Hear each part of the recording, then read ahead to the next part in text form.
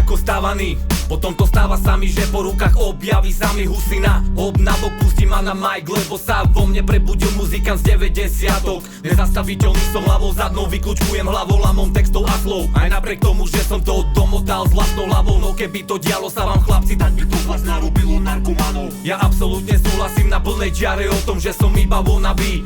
Tiež, že mám štýl vygenerovaný. Haha, fuck off, dúfam, že hejteri majú zase radosť. Vrátim veci tak, ako majú byť. Mám flow, ktorý je sick, je viacej. Nedá sa prispôsobiť ani ho napodobniť na rovnakej báze. Systém má rap tvrdý ako v mene Y.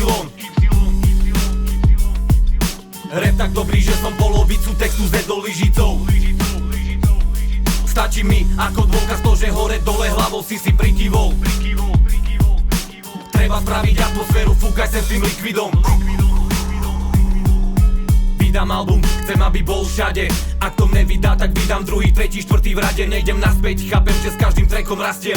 Príde šťastie, ja viem, to mám stále v hlave. Preto o pol druhej ráno nezasnem. Radšej pilujem techniku, dokým neodpadnem. Lebo to je to jediné, čo ma najviac baví. Milujem výzvy, konkurencia, vysoká, track za trackom valí. Vysoký level seba, dôvery si balím. Nemám čo stratiť, keď padnem na zem, sa postavím. Žijem rap life, ktorý ma musel najprv poznačiť. Najprv sa bolo treba vedieť, potom páde odraziť. Až potom dovolil mi rozjebať sa o zem 100 razy. Nedáva ti to zmysel tak, čo má byť, ha?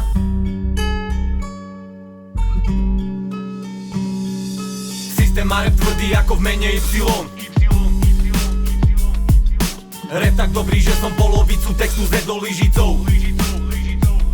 Stačí mi ako dôkaz to, že hore dole hlavou si prikyvol. Treba spraviť atmosféru, fúkaj sem s tým likvidom.